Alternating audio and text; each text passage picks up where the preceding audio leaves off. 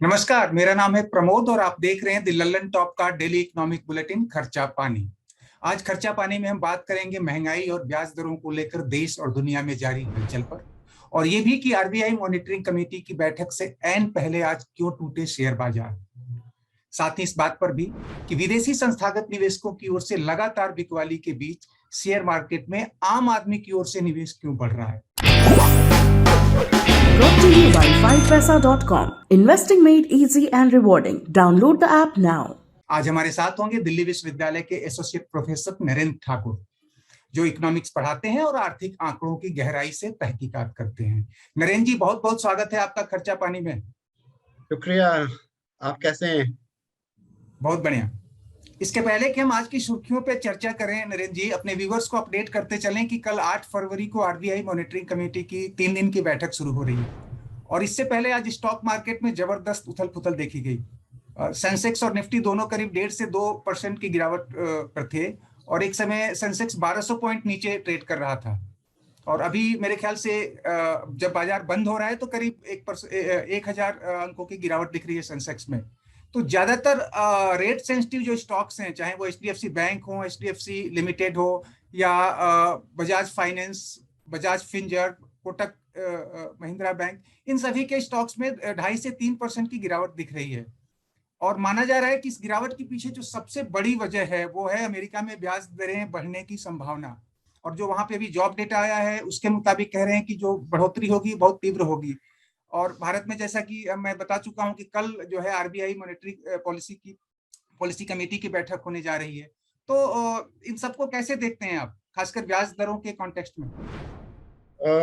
बिल्कुल। आज जिस तरह से जो सेंसेक्स और निफ्टी दोनों डाउन हुआ है और स्टॉक मार्केट में रिफ्लेक्ट हो रहा है ये डाउन, उसमें जो कारण मुझे लग रहे हैं प्रमोद, एक तो यही लग रहा है कि जो क्रूड ऑयल है उसमें तेजी आ रही है उसके प्राइस में। इस टाइम जो है वो $94 जो है प्रति बैरल पहुंच गया है, जो कि जनरली ये बोला जा रहा था कि 100 जो है डॉलर प्रति बैरल जो होने वाला है।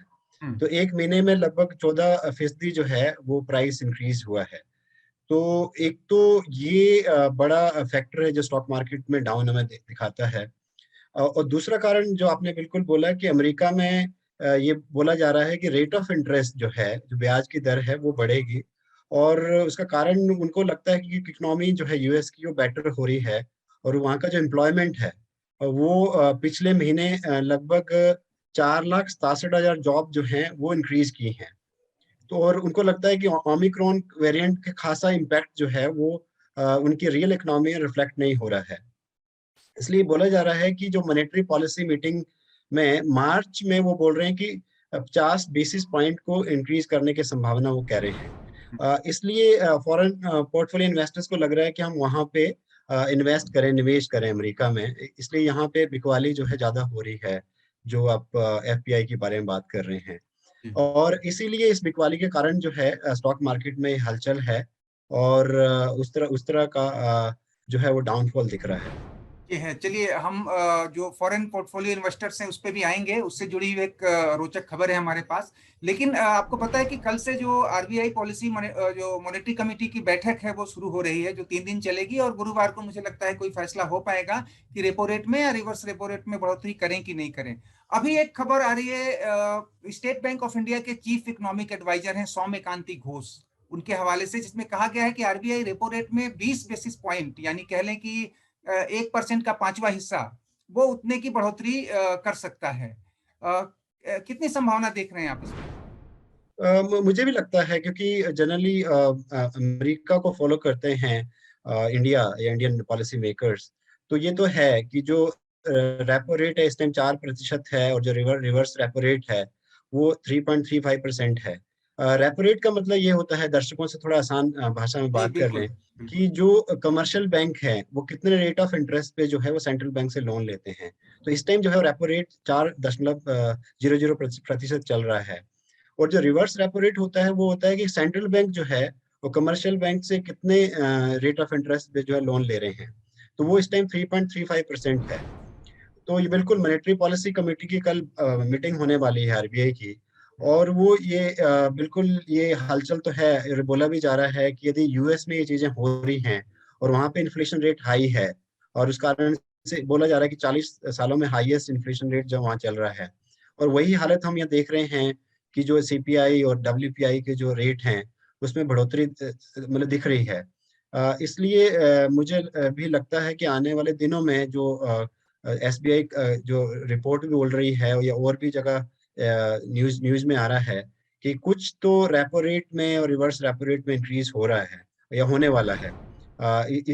इसका कारण ये भी है, जो स्टॉक मार्केट है इनफैक्ट ये चीज भी रिफ्लेक्ट हो रही है कि जब रेट ऑफ इंटरेस्ट हाई होने वाला है तो वो भी एक नेगेटिव इम्पैक्ट जो है स्टॉक मार्केट में रिफ्लेक्ट होता हुआ दिख रहा है।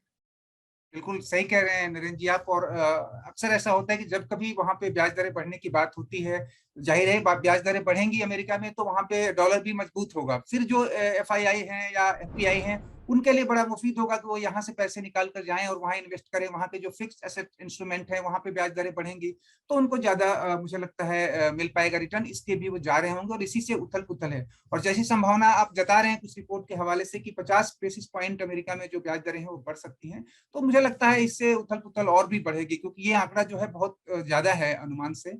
और चलिए देखते हैं कि क्या होता है मार्केट में। और मैं आपका ध्यान एक और बयान है वित्त मंत्री निर्मला सीतारमण का, मुझे लगता है कल वो फिक्की के किसी कार्यक्रम में बोल रही थी और उन्होंने कहा कि अमेरिकी ब्याज दरों में होने वाली बढ़ोतरी से जो चुनौतियां आएंगी उसको लेकर सरकार जो है वो तैयार है पूरी तरह से। और एक बयान और आज अखबारों में है कि वो है डिपार्टमेंट ऑफ इकोनॉमिक अफेयर्स के सेक्रेटरी हैं अजय सेठ। वो कह रहे हैं कि जो बजट में कैपिटल एक्सपेंडिचर जो हुआ है उसमें इजाफा हुआ है 35% से ज्यादा का, उसका मल्टीप्लायर इफेक्ट होगा और कई लेवल पे जॉब क्रिएशन होंगे। तो जरा इन दोनों के बयान के कॉन्टेक्स्ट में और जो कल होने वाली बैठक है, इस पूरे सिनेरियो को जरा व्यूअर्स के साथ आप जो है उस पर अपनी नजर डालें। बिल्कुल, ये अच्छा है कि एक तरफ फाइनेंस मिनिस्टर और दूसरी तरफ फाइनेंस सेक्रेटरी ऑप्टिमिज्म की बात कर रही है, और वो ऑप्टिमिज्म होना भी चाहिए और गवर्नमेंट की तरफ से रिफ्लेक्शन दिखनी भी चाहिए। और एक लेवल पे सीतारमन जी यही बोल रही हैं कि हम जो बजट लाए हैं उसमें कहीं ना कहीं ये जो चैलेंज हमें मालूम है कि जो खासकर रेट ऑफ इंटरेस्ट इंक्रीज होने वाला जो है, या और इस तरह के जो रिस्क हैं, ओमिक्रॉन के भी जो रिस्क हैं, उनको हम कंटेन करने का बिल्कुल प्रयास करेंगे और गवर्नमेंट उसमें इंटरवीन करेगी पॉजिटिवली। और वही चीज जो है एक लेवल पे ये इंटरव्यू है जो अजय सेठ जी ने दिया है इंडियन एक्सप्रेस को, उनमें उन्होंने यही कहा है कि जो इंफ्रास्ट्रक्चर जो पुश है हमारा, जो कैपिटल एक्सपेंडिचर है जिसके बारे में काफी बात हो रही है कि 7.5 लाख करोड़ रुपीज जो है इन्वेस्ट करेगी मोदी गवर्नमेंट आने वाले साल में, और वो कैपिटल एक्सपेंडिचर होगा। और उसमें वो ये कह रहे हैं कि जी मल्टीप्लायर इफेक्ट होगा। और जो इकोनॉमिक्स का एक रूल है कि जब आप जो भी एक्सपेंडिचर बढ़ाते हैं, खासकर इन्वेस्टमेंट, चाहे वो पब्लिक एक्सपेंडिचर हो चाहे वो प्राइवेट एक्सपेंडिचर हो, उससे जो है जीडीपी हाई होता है और एम्प्लॉयमेंट भी हाई होती है। तो जब वो ये कह रहे हैं रेलवे में, रोड में जितनी कंस्ट्रक्शन होगी या इस तरह के प्रोजेक्ट्स आएंगे, तो उससे वो कह रहे हैं कि प्रोडक्शन तो बढ़ेगा बढ़ेगा लेकिन एम्प्लॉयमेंट भी बढ़ेगा। तो उसमें पत्रकारों ने ये भी पूछा उनसे कि एक इकोनॉमिक्स में रूल भी है कि जब आप सरकारी निवेश बढ़ाते हैं, जैसे कि आप इसमें कह रहे हैं कि आप इंफ्रास्ट्रक्चर डेवलपमेंट के लिए कैपिटल एक्सपेंडिचर बढ़ा रहे हैं, तो एक रूल है, एक नियम है कि उसके साथ साथ जो है वो निजी निवेश कम होता है। तो जैसे सरकारी निवेश ऊपर जाता है तो जो स्कोप होता है निजी निवेश के लिए वो कम हो जाता है। तो उसके बाद उन्होंने उनसे कहा या पूछा अगर उनसे कि आप इसके बारे में क्या सोचते हैं, तो वो कह रहे हैं कि उतना इम्पैक्ट मैं नहीं देखता हूँ। मैं तो ये मानता हूँ कि उतना प्राइवेट इन्वेस्टमेंट को भी एक पुश मिलेगा या एक इंसेंटिव मिलेगा। तो आई होप कि उसका पॉजिटिव इम्पैक्ट जो है एम्प्लॉयमेंट में और प्रोडक्शन में दिखे, क्योंकि इस टाइम जो इकोनॉमी में क्राइसिस है वो सप्लाई के साथ जो है डिमांड का क्राइसिस भी है। तो यदि डिमांड के लिए हमें कैपिटल एक्सपेंडिचर भी जरूरी है, लेकिन साथ में हमें ऐसा भी लगता है कि रेवेन्यू एक्सपेंडिचर भी जरूरी है, जिसकी तरफ मोदी सरकार थोड़ा रिलक्टेंट है या काफी डाउनफॉल दिख रहा है अलग अलग हेड्स पे। चाहे वो एक तरह से हेल्थ एक्सपेंडिचर है, रियल बेसिस पे वो कम हो रहा है, या जो है नरेगा में जो है वो एक्सपेंडिचर वो कम हो रहा है, या जो फूड या फर्टिलाइजर सब्सिडी है उसमें इन्वेस्टमेंट कम कम हुई है, या गवर्नमेंट स्पेंडिंग कम हुई है इस बजट में जो जो प्रोजेक्ट किया गया है। तो वो इशारा यही कर रही है, इशारा क्या, ये रियलिटी दिखा रही है कि मुझे लगता है कि यहाँ एक तरह से काफी इकोनॉमिक्स बोलते भी रहे हैं कि इकोनॉमिक्स के ये प्रिंसिपल नहीं है कि यदि मान लीजिए आप एजुकेशन हेल्थ में, जो कि बहुत जरूरी है आजकल, उसमें आप स्पेंड करते हैं तो उसका भी मल्टीप्लायर इफेक्ट होता है। ये एक इनफैक्ट हम नई बात कहना चाह रहे हैं, या और इकोनॉमिक्स भी उसमें ये बात कह रहे हैं कि इसलिए आप ये कह रहे हैं कि क्राउडिंग आउट जो है, ऐसा नहीं है कि कैपिटल एक्सपेंडिचर से नहीं होता है, वो तो बात सही है कि वो प्राइवेट सेक्टर को हेल्प भी करती है गवर्नमेंट सेक्टर की इन्वेस्टमेंट। लेकिन कैपिटल के अलावा रेवेन्यू, रेवेन्यू में आसान शब्दों में कहूँ, कैपिटल का मतलब हो गया कि रोड आप कंस्ट्रक्ट कर रहे हैं, रेलवे लाइन नई बना रहे हैं, नई बिल्डिंग बना रहे हैं, मान लीजिए बीएसएनएल की या एमटीएनएल की, तो वो एक कैपिटल इन्वेस्टमेंट है, या रोड नए बनाए जा रहे हैं। लेकिन रेवेन्यू एक्सपेंडिचर में हम ये कहते हैं कि मान लीजिए आपने सिर्फ स्कूल खोला, जब आपने जो है वो हॉस्पिटल खोला, या आपने नर्सेज जो है उसमें एम्प्लॉयमेंट दी, या आपको डॉक्टर्स की एम्प्लॉयमेंट दी, या टीचर्स की जो एम्प्लॉयमेंट दी, वो रेवेन्यू एक्सपेंडिचर में आता है। तो वो यदि आप इसको मानते हैं कि ये जो है वेस्टेज है, मतलब एक थ्योरी ये भी चल रही है इकोनॉमिक्स में कि ये चीज वेस्टेज है, इससे जो है हम लोगों की क्राउडिंग आउट हो जाता है, कि प्राइवेट एजुकेशन वाले नहीं आएंगे, प्राइवेट हॉस्पिटल वाले नहीं आएंगे, प्राइवेट नर्सिंग होम वाले नहीं आएंगे। तो ये फिलॉसफी या इस तरह की फिलॉसफी गलत है। वो भी आएंगे, लेकिन सरकार को भी ये करना पड़ेगा, और खासकर इसलिए करना पड़ेगा कि इसका पॉजिटिव क्राउडिंग इन इफेक्ट होता है, मतलब कि दोनों सेक्टर साथ चल सकते हैं और दोनों सेक्टर ही एम्प्लॉयमेंट जनरेट कर सकते हैं। तो जो अजय सेठ सिर्फ कैपिटल एक्सपेंडिचर के बारे में बात कर रहे हैं, उसमें काफी इकोनॉमिक्स ये भी कह रहे हैं कि आप रेवेन्यू एक्सपेंडिचर को भी एक प्रोडक्टिव इन्वेस्टमेंट मानिए जो सरकार कर रही है, वो भी जो है एक क्राउडिंग इन इफेक्ट देती है, वो कम्प्लीमेंट्री इफेक्ट देती है, ना कि वो प्राइवेट इन्वेस्टमेंट को कम कर देती है। सही कहा आपने, और खास करके कंजम्पशन बढ़ाने में तो उसी का योगदान होता है जो आपका रेवेन्यू एक्सपेंडिचर है।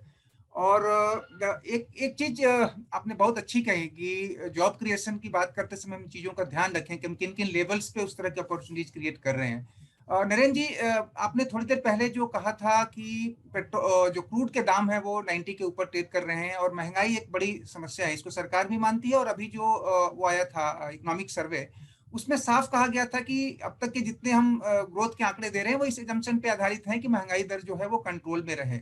और जिस तरह से क्रूड के दाम 95 तक पहुंच गए थे, अभी भी 93 92 डॉलर पर बैरल के आसपास है, तो मुझे लग रहा है एक बहुत बड़ी चुनौती होगी आने वाले समय में। कल से जो आरबीआई की मॉनेटरी पॉलिसी कमेटी की बैठक हो रही है, मुझे लग रहा है उसके निशाने पर भी कहीं ना कहीं महंगाई होगी।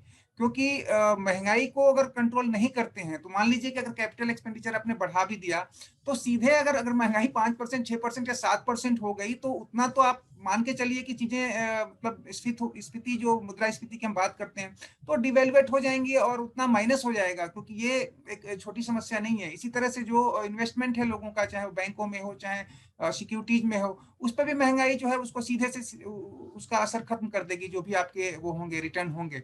तो महंगाई को लेकर के मेरे ख्याल से आपको लग रहा है कि कल जो बैठक होगी उस पे महंगाई एक होगी उनके टारगेट पे। और दूसरा कि क्या आपको इसमें प्रैक्टिकली लग रहा है कि वो बढ़ा पाएंगे, रेपो रेट बढ़ाने की भी स्थिति में है? क्योंकि एक एक दूसरा भी पहलू है जिसमें लोग कह रहे हैं कि नहीं, अभी जो ग्रोथ चल रही है वो थोड़ी सी अफेक्टेड हो जाएगी अगर आप अभी ब्याज दरें बढ़ाने की सोचेंगे तो कल क्या होगा उनके दिमाग में जो कल से बैठक शुरू होगी? अच्छा आपने बात कही, और इनफैक्ट मैं उससे लिंक करना चाहूंगा कि जो कल निर्मला सीतारमन जो इंटरव्यू दी है, उसमें उन्होंने कहा है, जो इम्पोर्टेंट इम्पोर्टेंट स्टेटमेंट दी थी, उससे मैं आपकी बात आगे जी जी। आंसर करूंगा। उन्होंने कहा है कि 2008 में जो क्राइसिस आया था, ग्लोबल फाइनेंशियल क्राइसिस आया था, उस टाइम हम जो है, जो अपॉर्चुनिटी थी हिंदुस्तान को कि वो उतना प्रोडक्शन जो है क्रिएट कर सकते थे, उतना जो है फॉरेन इन्वेस्टमेंट इनवाइट कर सकते थे, और उतना ही जीडीपी हाई होता, तो वो नहीं कर पाए थे। और उनका रेफरेंस इनडायरेक्टली जो था यूपीए 2 की तरफ था, कि 2008 के बाद जो अपॉर्चुनिटी हिंदुस्तान को या इंडियन इकोनॉमी को मिली थी, वो ठीक से वो उसको निभा नहीं पाए या उसका इम्प्रूव नहीं कर पाए इकोनॉमी को। तो जी उन्होंने यही कहा है कि जो अब जो क्राइसिस है हमारा, खासकर जो कोविड का है, उसमें हमें अपॉर्चुनिटी मिली है, और उसमें हम जो है उसको अच्छे से निभाएंगे। लेकिन मैं कह रहा हूँ कि अच्छे निभाने के लिए एक तो बिल्कुल आपने कहा कि लॉजिक ये है कि यदि इस फिलॉसफी में सिर्फ आप चलेंगे कि कैपिटल एक्सपेंडिचर को बढ़ाया जाए और रेवेन्यू एक्सपेंडिचर को नहीं बढ़ाया जाए, तो फिर जो क्वेश्चन आप पूछ रहे हैं कि कल हम क्या एक्सपेक्ट कर रहे हैं, यदि रैशनली मेरे से पूछें या हमारे जैसे इकोनॉमिक्स से पूछें, जिसको जनरली भाषा में कई बार ये बोलते हैं झोला इकोनॉमिक्स जो है, जो मतलब एक वेलफेयर की बात करते हैं या नौकरी की बात करते हैं या लोगों की आम जिंदगी की बात करते हैं स्टॉक मार्केट के साथ, तो मुझे ये लगता है कि बिल्कुल अभी रेट ऑफ इंटरेस्ट को नहीं बढ़ाना चाहिए, क्योंकि ऑलरेडी इकोनॉमी जो है थोड़ा रिकवर की है, लेकिन एम्प्लॉयमेंट वाले कॉन्टेक्स्ट में या वेलफेयर के कॉन्टेक्स्ट में अभी हमें और अचीव करना है। तो रेट ऑफ इंटरेस्ट को अभी थोड़ा मतलब एक तरह से रोकना चाहिए। लेकिन ये बात है ना, जो हम पहले भी खर्चा पानी की बात करते रहे हैं जी जी कि अमेरिका को छींक आती है तो जुकाम हिंदुस्तान को होता जी है। तो बिल्कुल। उस इशारे से मुझे ऐसे लगता है कि कुछ तो repo rate, reverse repo rate में आपको होगा। अपवर्ड चेंज दिखने वाला है चलिए देखते कल। हैं, वो गुरुवार को पता चल जाएगा।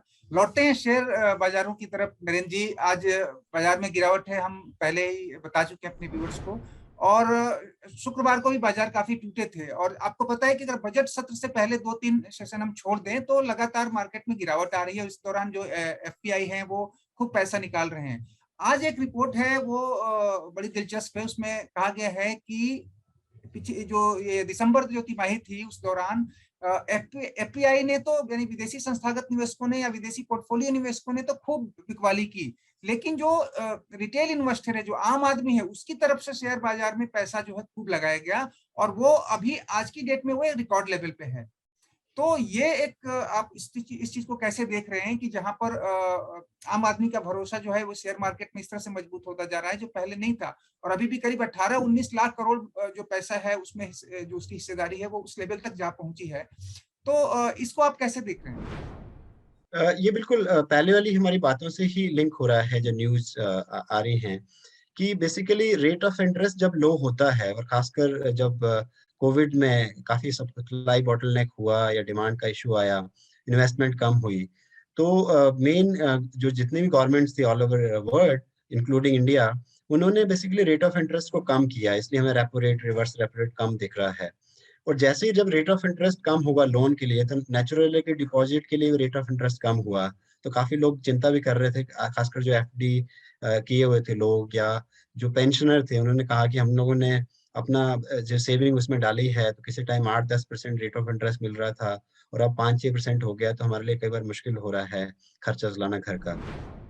उसी रेफरेंस में जाहिर सी बात है कि जब रेट ऑफ इंटरेस्ट कम होता है, तो एक तो मैं सेविंग में, तो फिर जाहिर सी बात है कि दूसरी ऑप्शन लोग ढूंढते हैं, और खासकर हमें मालूम है कि इंडिया में खासकर कोविड में करोड़ों लोग जो है वो स्टॉक मार्केट में जुड़े जुड़े या म्यूचुअल फंड में जुड़े, और उसी उसी के रेफरेंस में ये आया कि उनको वहां पे रेट ऑफ रिटर्न हाई भी हुआ। जैसे कई लोग मेरे से ही बात कर रहे थे कि उनके पिछले साल 50,000 थे म्यूचुअल फंड में, लेकिन एकदम वो 1 से 1.25 लाख हो गया है।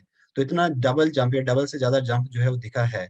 और इसी इसी के कॉन्टेक्स्ट में हम ये देख रहे हैं कि अब जो है, जो रिटेल इन्वेस्टर आप जो कह रहे हैं, और जो म्यूचुअल फंड है, वो एनएससी में जो लिस्टेड कंपनीज हैं, उसमें उनका शेयर जो है, जो आप बोल रहे हैं कि पिछले तिमाही में, मतलब एक तरह से अक्टूबर में, सितंबर से सितंबर दिसंबर तिमाही सितंबर में। 30 को जो शेयर था वो 14% था उन लिस्टेड कंपनी में, एनएससी में, अब वो 15% हो गया है।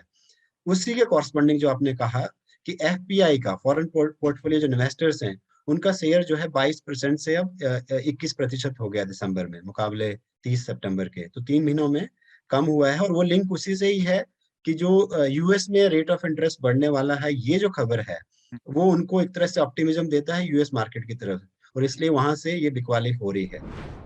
जी और ऑब्वियस जब स्पेस बना, तो वो कहीं ना कहीं एफपीआई ने जो स्पेस छोड़ा यहाँ से, तो एक तरह से थोड़ा कवर जो है रिटेल इन्वेस्टर्स और म्यूचुअल फंड ने लिया है। और साथ में जो यहाँ पे इंस्टीट्यूशनल इन्वेस्टर, ऐसा नहीं है फॉरेन इन्वेस्टर्स चले गए, तो यहाँ पे जो डोमेस्टिक इन्वेस्टर्स हैं, इंस्टीट्यूशनल इन्वेस्टर्स हैं, जो जी इंस्टीट्यूशन बिल्कुल। इन्वेस्ट करते हैं, उनका शेयर भी थोड़ा सा स्लाइडली इंक्रीज किया है जी इन तीन बिल्कुल। महीनों में।